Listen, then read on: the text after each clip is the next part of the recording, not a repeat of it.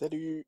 Alors aujourd'hui, je vais te parler non pas d'un outil numérique de production, mais plutôt de diffusion, puisqu'on va causer télévision et Internet. C'est vrai qu'en France, on est pas mal dépendant de la notion de box.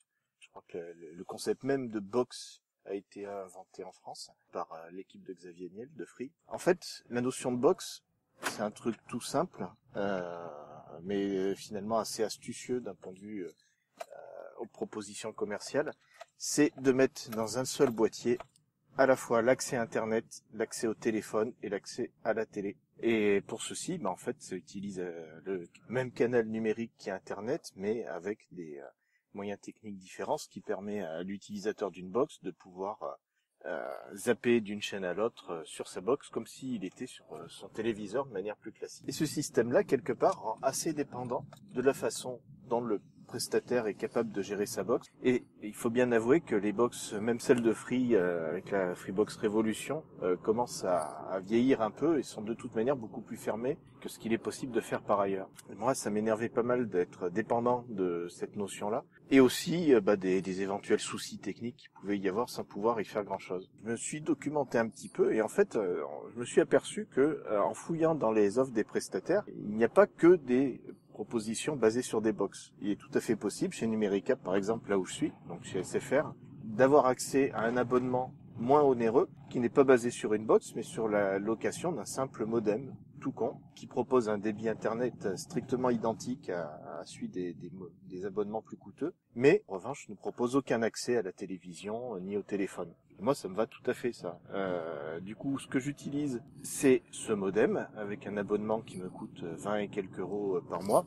Et au départ, j'utilisais un truc auquel on pense plus tellement on est englué dans nos pensées technophiles, c'est la diffusion TNT classique, avec une antenne râteau ou une antenne collective. Il est tout à fait possible d'avoir un accès aux chaînes principales de télé, avec une qualité numérique, haute définition tout à fait bonne, voire souvent bien meilleure que ce qui peut se passer par Internet, et gratuitement. Et en plus, tout est intégré à la télé. Enfin, bref, c'est magnifique, ça marche, et c'est tellement bête on l'oublie un peu trop souvent. Et puis maintenant, il y a d'autres solutions alternatives qui existent. J'ai une Apple TV, c'est vrai que moi je suis Apple la tête aux pieds, vous commencez à le savoir. Et sur cette Apple TV, il commence à y avoir des applications assez intéressantes pour regarder la télé. La première d'entre elles s'appelle Molotov. J'ai mis des mois à comprendre que c'était un clin d'œil à TNT. Je suis pas un peu lent à la détente des fois. Et Molotov, en fait, ça permet d'avoir sur son Apple TV, avec la télécommande, l'interactivité de l'Apple TV, mais aussi ça marche sur PC, Mac, iPhone, Android, etc. Et c'est intégré dans d'autres télés. Ça permet donc d'avoir accès à toutes ces chaînes de télé en diffusion live, donc pour regarder la télé en même temps que tout à chacun, et aussi un accès autant que possible au replay, et avec une intégration dans l'interface qui est assez intéressante, ce qui fait qu'on peut avoir, pour une même émission, le choix de la regarder en direct, de la regarder en différé, de revenir au début si besoin, ou, c'est une spécificité de Molotov, la possibilité de l'enregistrer pour pouvoir y accéder plus tard. Ça marche plutôt très bien. Il y a eu quelques cafouillages bien sûr lors du démarrage de l'application, mais c'est vraiment une appli que je recommande, d'autant plus qu'elle est gratuite pour l'utilisation des chaînes standards. En fait, leur modèle économique est basé soit sur l'enregistrement des programmes, soit sur l'accès à des chaînes payantes. Et ça fait vraiment le job. Il y a des équivalents du style MyCanal, proposé par Canal+, qui est payant et qui permet d'avoir accès à l'ensemble des chaînes d'un bouquet qui est l'équivalent du petit bouquet CanalSat qui existait précédemment, et bien sûr aux chaînes Canal+. Il y a une nouvelle version qui vient de sortir pour l'Apple TV, là aussi, qui amène quelques options avancées intéressantes, en particulier pour un public de spectacles sportifs. Et puis, dans les alternatives, il y a les médias qui s'intéressent non pas à diffuser la télé sur Internet, mais à remplacer la télé sur Internet.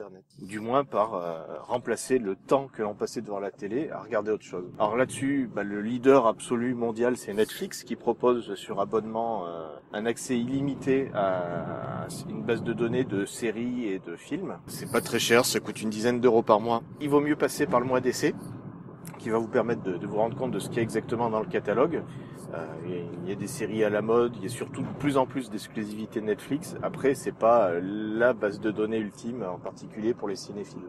Et puis, il faudrait surtout pas oublier YouTube, qui devient une alternative que moi je trouve de plus en plus épatante aux médias télévisuels, qui permet d'accéder à des choses complètement alternatives, à des jeunes talents qui, avec 3 francs 6 sous, produisent des contenus qui sont souvent bien plus intéressants que ce qu'on pourrait avoir sur la télévision.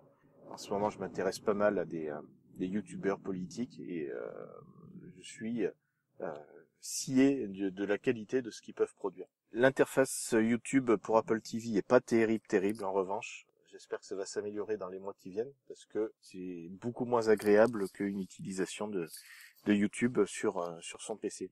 Donc voilà, il y a plein de façons d'utiliser la télé de manière alternative. Moi, je suis très content de mon installation basée sur un tout petit modem avec un abonnement à minima en utilisant des applications à côté. Donc là, je vous ai beaucoup parlé de l'Apple TV parce que c'est mon usage à moi, mais vous pouvez parfaitement utiliser des choses plus bricolées. On peut très bien imaginer de se construire de zéro un media center en utilisant un Raspberry Pi qu'on colle derrière sa télé et avec des applications qu'on va trouver de briques et de broc.